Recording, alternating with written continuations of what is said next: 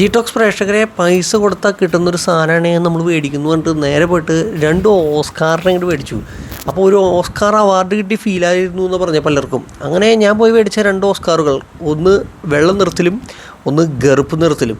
അപ്പോൾ ഇവരെ വെച്ചിട്ട് നമ്മൾ കുറച്ച് വീഡിയോസ് ചെയ്യണമെന്ന് വിചാരിക്കുന്നുണ്ട്. ഇവരുടെ ഒരു ഫുൾ ഗ്രോത്തിൻ്റെ ഒരു വീഡിയോ നിങ്ങളിലേക്ക് എത്തിക്കണമെന്ന് വിചാരിക്കുന്നുണ്ട്. നടക്കുമെന്നറിയില്ല, സാഹചര്യങ്ങളാണ്. അപ്പോൾ നമുക്ക് ഉറപ്പ് തരുന്നില്ല, നമ്മൾ ശ്രമിക്കുന്നതായിരിക്കും. അപ്പോൾ നമ്മൾ തൽക്കാലം നമ്മുടെ ഉള്ളൊരു ചെറിയൊരു അക്വേറിയത്തിലേക്ക് ഇവരെ മാറ്റുകയാണ്.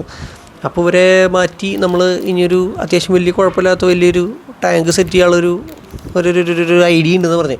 എന്നാലും ഇവർക്ക് നീന്തി തുടിച്ച് പെട്ടെന്ന് വലുതാകാൻ പറ്റുള്ളൂ. അത്യാവശ്യം സൈസ് വരുന്ന ഒരു മീനാണിത് എന്നാണ് ഞാൻ കേട്ടിട്ടുള്ളത് കേട്ടോ. എനിക്ക് ഈ ഓസ്കാറിനെ വളർത്തിയിട്ടുള്ള പരിചയമില്ലാന്ന് പറഞ്ഞു. അപ്പോൾ ഈ ഓസ്കാറിനെ വളർത്തിയിട്ടുള്ള പരിചയമുള്ള ആൾക്കാർ ഇത് കാണുന്നുണ്ടെങ്കിൽ അവർ അതിനെക്കുറിച്ചുള്ള കാര്യങ്ങളൊന്ന് താഴെ പറയുക.